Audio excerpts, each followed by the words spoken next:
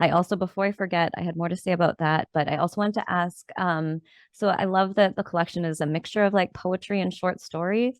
Mhm. Why do you think they work well together? And what do you think you like most about poetry versus the short story form? Um, so I think that they work well together. The way that I format it, Mhm. I should explain this, Yeah. is that I have it's just a collection of short stories, and then on every page there's a footnote that is one poem. And I think that that works really well together because when I write short stories, it's because I have like um it's like a culmination of ideas that make me want to create something new. So like one of them was I was reading a lot of like Poe at the time, and I was talking to my friend who's like interested in accounting, and so it's a story about a guy who's buried, and he's buried in a coffin, and it's like a scheme that he has to try and embezzle a bunch of money. Mhm. And so that sort of thing is like a lot of different elements are coming together for that. But when I write poetry, I try to take one moment of my life that I think is a universal experience, and I try to distill it in a way that everybody can relate to it.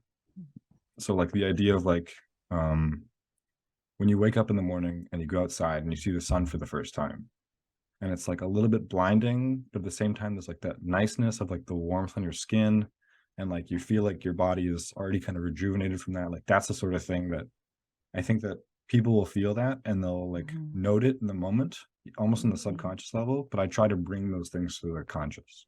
Beautiful. Yeah, yeah. Poetry, it's just like a couple words are so like pregnant with meaning, right? It's Hmm. yeah, yeah. I think you mentioned that just this idea of it being able to distill so much. And yeah, I just think I don't know, from reading your work, they work so well together too. Do you think so? Do you prefer shorter form things then? Like, do you eventually would you like to write like a big novel, or do you prefer like collections and short versions of things?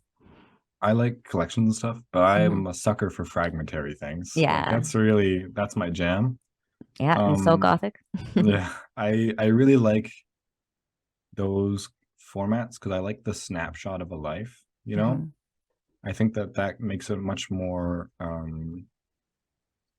like that the emptiness on either Yeah, end of the story kind of lets you fill in details within the story. absolutely.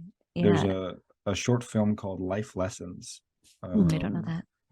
it's I think 40 minutes long, and it's about this painter named Lionel.